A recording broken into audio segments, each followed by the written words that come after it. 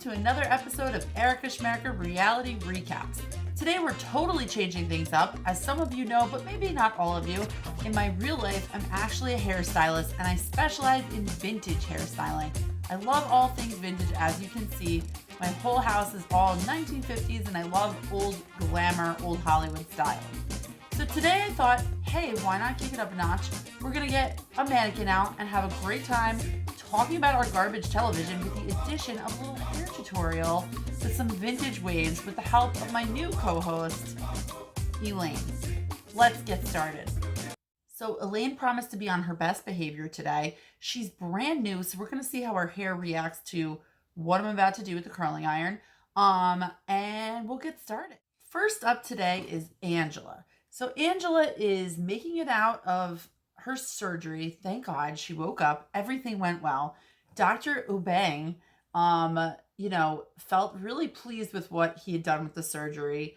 And Sissy Jojo was right there when she woke up, ready to snap into action as her nurse. So, Angela makes it back to the hotel.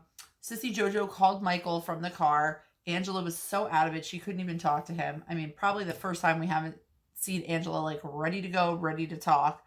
So, Angela's recovering in her hotel room. And by the time she actually could come to and she could, kind of be conscious, she looked down and she was so upset because, big boob Angela was now itty bitty titty Angela. So that was a little bit of a problem for her. She's a little upset. She's worried about what Michael might think. She's thinking that Michael, isn't going to love her for her sparkling personality that I personally love. But in the meantime, she's a little nervous. So then she goes to her post-op appointment with Natasha, the medical coordinator, who's actually wearing clothes this time. It was refreshing. She was actually wearing a whole shirt, no fringe. And, they discussed Angela's boobs. And it was kind of upsetting because Dr. Ubang said that he was only going to take out 1 pound of boob from each boob, but meanwhile he took out 2. So Angela's a little upset. She's worried about what Michael might think, and then she decides to call Michael from the doctor's office and hand him the phone because he's going to be the one to, go over things with Michael. In the hair world, I would just like to point out that whenever I do this kind of a style, I always part mid-eyebrow for a side part, and I use my very handy dandy, very inexpensive Conair curling iron. I named her Connie. She's a 3/4 inch barrel curling iron and very good heat retention. I have expensive curling irons, I have cheap curling irons, and this is my all-time favorite. So here we go. So I'm curling at the bottom and we're going to curl all the way up to the top, and I'm going to set all of the curls with little pin curl clips. Back to business. So anyway, Michael is on video chat with Dr. Ubang, who, is explaining the intensity of removing these boobs and how it's going to be much better for Angela's frame and for her health. And meanwhile, all Michael can think of, and kind of all of us can think of, is how Michael talked about pulling on them. And how, he seems upset because he seems like there's going to be a little less to love. So Angela's kind of worried about the state of her relationship, and she jokes with Dr. Ubang that, this is all her fault, his fault, and that if, things don't work out with Michael, he's going to have to marry her because he's the one who ruined her marriage. I think personally, if anything, Dr. Ubang should probably buy her a purse, because where is she going to store everything now? He basically took away all of her storage. Next up were Elizabeth and Andre. My favorite, Elizabeth and Andre. So, Elizabeth's waiting for Andre to come home from his big day of work for his big boy job with Chuck and Charlie. And, he comes through the door all boisterous, and he's already complaining and tattletaling on Elizabeth's whole entire family. So, Elizabeth's like, that's not cool with me. My sister can't talk to you like that. There is no way anybody's going to talk to my husband from Moldova like that. So that was a big problem for her. She didn't like the way that Becky referred to Andre and was using obscenities, as he said, which, he wasn't using obscenities the entire time he was talking to Libby in front of their toddler. But that's none of my business. So poor Libby, she also had a rough day at the office. She was complaining about being able to get to her many emails and, dish out some goldfish at the same time as watching Paw Patrol. It's a tough job. I do it myself. It is not for the faint of heart. But after day one, she now proclaims that she needs a nanny. I'm pretty sure that Andrew, could give her a 90-day discount on his daycare if she was interested. Not sure if she'll take him up on that. Then we saw Libby and Andre go to the lawyer's office because apparently his green card has to be renewed. And the lawyer was kind of telling them things to look out for because, he hadn't worked in the 2 years that he had the green card, conveniently. And so she was trying to say that they're cracking down with immigration now, and it's going to be really tough to get that renewed, especially with his lack of work history. She thought it was a really smart move on their part to have the baby, really sealed the deal, really made things look legit, except that, baby Ellie may have to have a paternity test to see if Andre is her real father. Meanwhile, if they saw her have a tantrum, they would see that he's definitely her real father because he has tantrums all of the time. I really couldn't be any less interested in this story. Possibly maybe if Tanya was in it, I would be less interested. But at this point, it's going to take a miracle to make any of this interesting, especially because the lawyer now brought up the whole, if you have any secrets from your past, you should really, really come clean about that because they're going to find out. Of course, this was the entire scenario that we had last season when they were in Moldova and they were questioning if Andre was, had a secret past that nobody knew about, if he had nefarious activities while working in the police department in Moldova.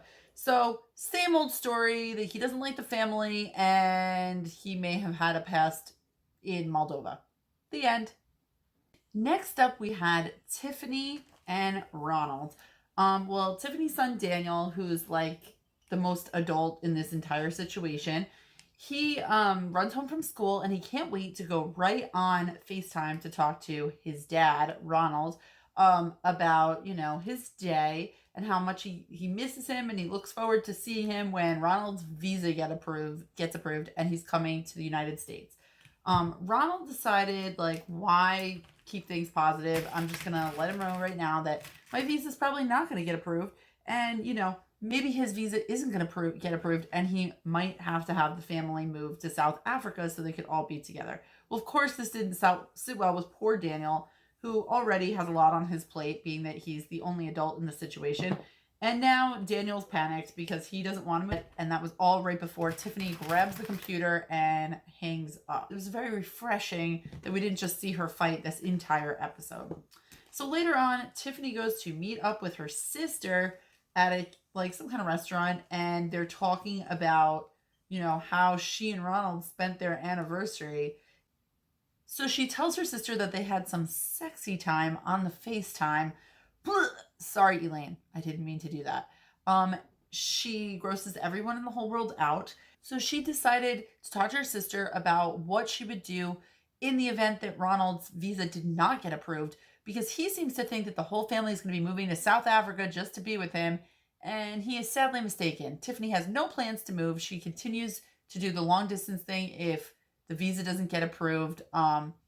Otherwise, she's just really hoping that it does get approved so that, he can come over there and they never have to discuss it, because that's a whole other FaceTime fight she doesn't want to get into. However, there's a big chance that it won't get approved since Ronald had a lot of arrests because of his gambling addiction. We always have to talk about the gambling addiction. And she also revealed to us that only 1 year ago, so that must have been either when she was about to give birth to baby Carly, or maybe Carly was already born, Ronald relapsed and apparently gambled. Maybe he took a bet whether Angela's boobs were going to be small or not. I'm not really sure what the gambling was about.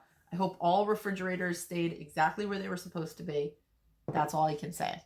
So she's afraid that, anything can trigger that, and she's just hoping that he gets approved so she doesn't have to face reality. Kalani and Oswelu. So I gotta say, This was like the most shocking and surprising episode to me because it really featured Father Lowe, Kalani's dad, who I loved from previous episodes. When I thought he was going to beat up Asuelu, then they had to turn Tammy into the bully since Lowe wasn't taking the bait. But it seems like Lowe was like this big, scary dude who was like really, really looking out for his daughter and threatening Asuelu. They better do the right thing, and he was like kind of quiet, kind of menacing, like quiet, menacing presence, kind of godfathery. No, no such luck. The last couple episodes he was on, a lot of threat, no action. So Lo was on this episode, and it looked like Kalani's mother, Lisa, had put Lo up to talking to Kalani because she's very concerned since Kalani keeps talking about getting divorced. They're probably the most upset about the kids and want things to work out for their sake. So anyway, Kalani and Lo, he asked if she wants to go out for some coffee. Meanwhile, she claims that when they used to have father-daughter time, they used to go to the shooting range. So he definitely has softened over the years. So the father-daughter duo head over to a little cafe. I'm thinking at this point maybe Lowe's gone decaf. I don't even think he's up to like full strength coffee anymore. So they sit down right away. He wastes no time asking about, Kalani's relationship and her marriage.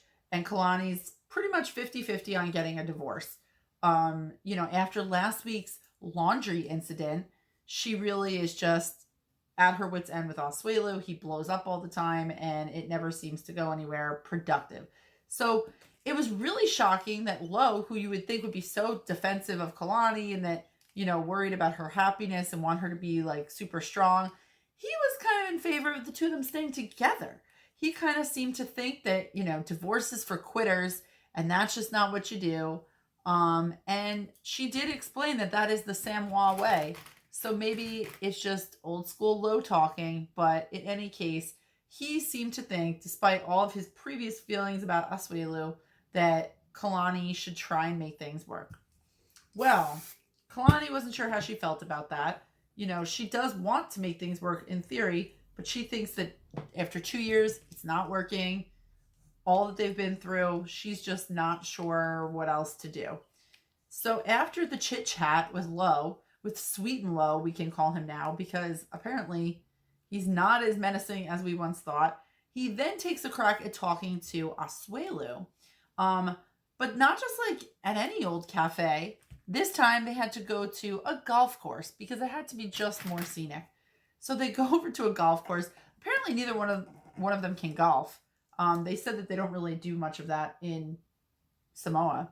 But they went over to the golf course, and as the two of them completely sucked at golfing, I think it's safe to say that we can now call Asuelu Crappy Gilmore. He was like not even, he didn't even get a hole in one. He didn't even get a boo hole in one. He got none.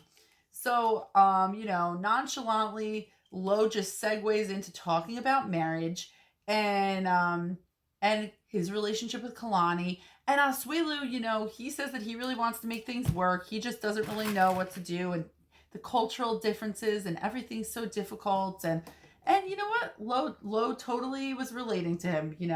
They're from the same place. He understands, and he's willing to help him. And he feels like, he had struggles in the beginning of his marriage also, and he wishes somebody could have been there for him. So very nice of Father Lo. You're not at all who I expected or wanted you to be. But here we are, and maybe he'll be the Dr. Phil that really helps this relationship.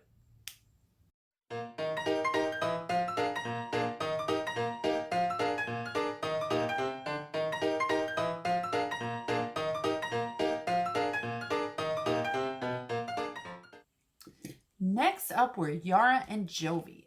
So Yara and Jovi are finally getting a date night since having baby Mila, and they haven't been away from her once.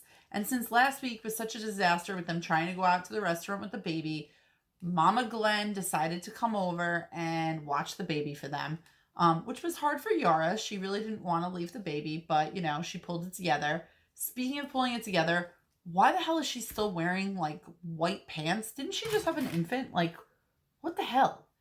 I'm still not wearing white pants. My kid's 3, but I digress. So, Yara's showing off her white pants and they go out for date night, and Jovi makes nice arrangements. He takes her to a nice place, not even a strip club buffet. And they sit down and they're talking about, he's hoping to get lucky, but despite the white pants, she's just not ready for that. Then, he breaks the news that he's actually leaving really soon for his job, which means he'll be away for, I think, 2 months, he said.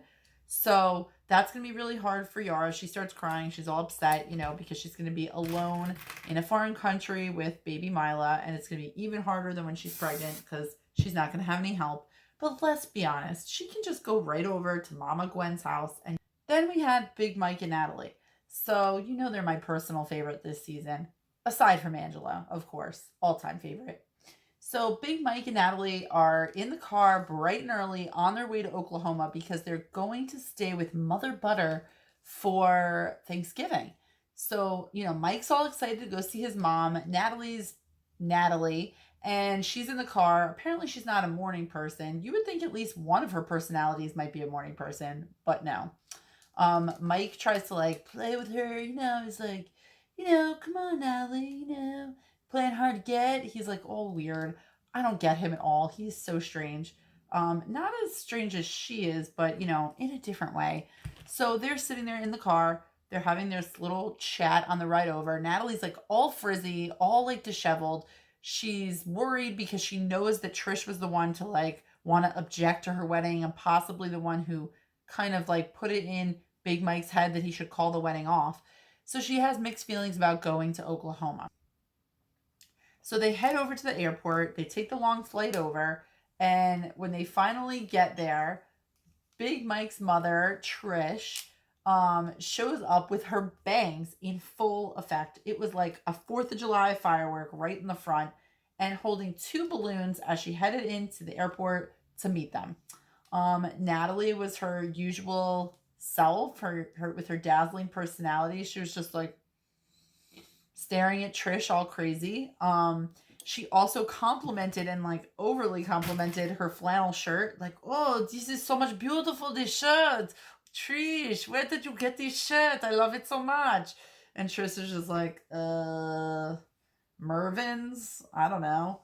She wasn't buying it. She knew that it was, kind of pointless flattery.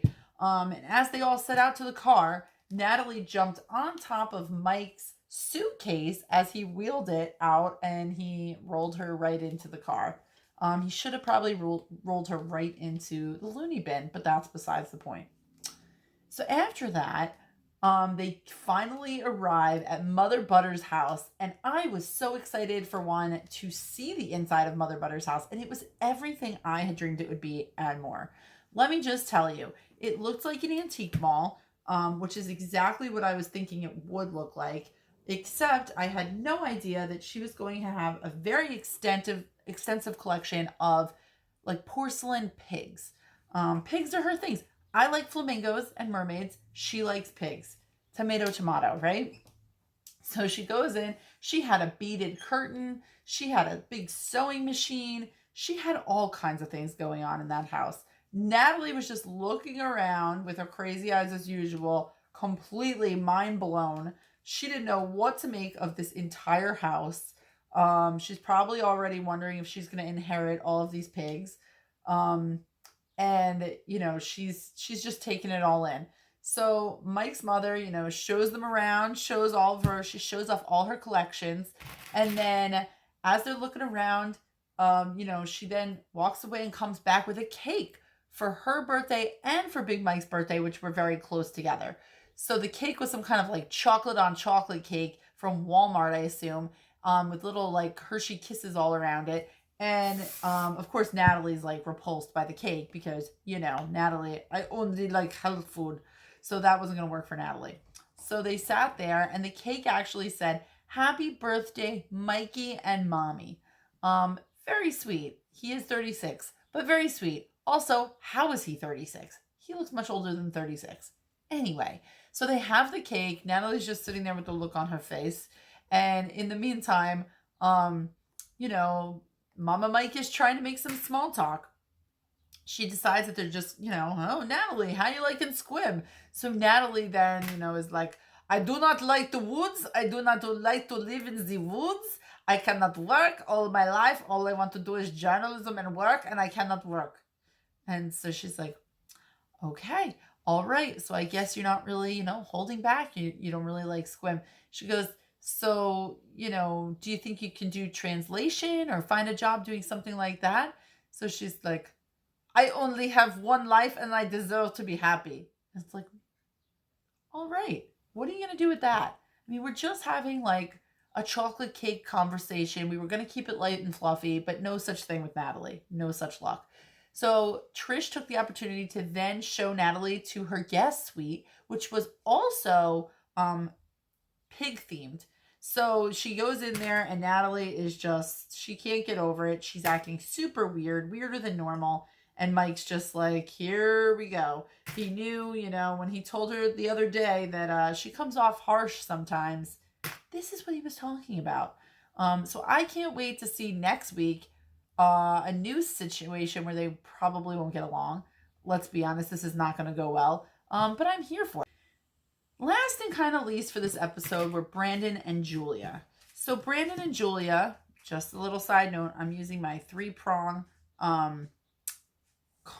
teasing comb to brush out this set that we just made, and I will be using clips to hold all of the waves in place. So Brandon and Julia headed out to like some kind of beer hall where they were going to meet up with Brandon's friend Melody in an attempt that Julia might actually make a friend. Julie was really skeptical, not only because she doesn't want to meet Melanie, but also because she doesn't like beer and they went to a beer hall. Probably she should take that up with production because I'm guessing it was the bear pick and not Brandon's. Anyway, so they met up with Melanie and her boyfriend. I didn't really catch his name. I don't think it was important because I don't think he said one word the entire time. He just sat there wearing that weird like beanie cap with the broken heart on it. Foreshadowing? Maybe. Not really sure. So anyway, they sat there and Melody seemed kind of harmless at first. She was chit-chatty. She seemed like a normal girl. Kind of funny because there was a little bit of a resemblance between her and Julia, like petite brunette girl, like small frame. Kind of had a little like similarity going on there. Anyway, so maybe Julia had a leg to stand on being so jealous. Not really sure.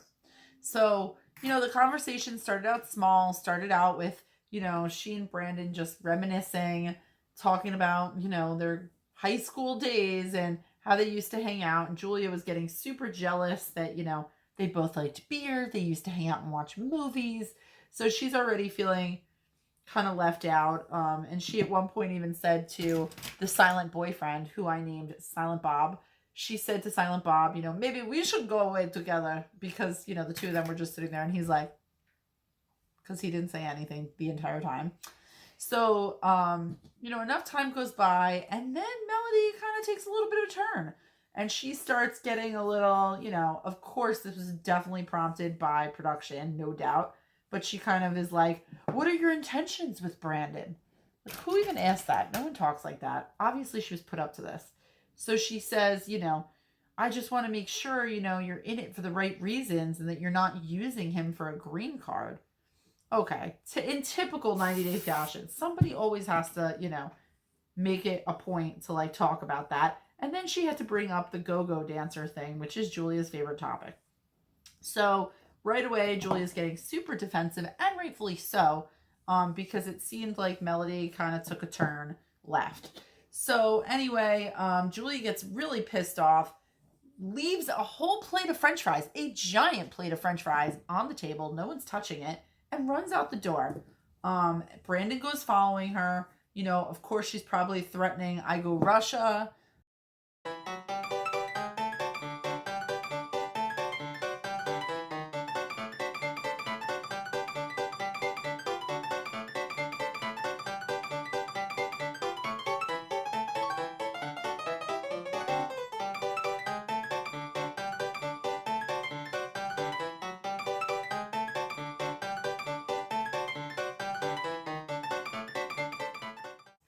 And just like that, that's a wrap on our recap. And we have Elaine modeling her gorgeous vintage waves.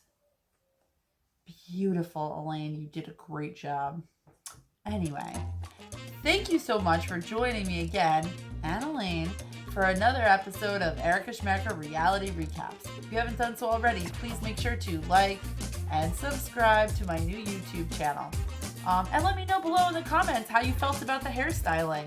Hope everybody had a great time, and I'll see you again next week. Bye!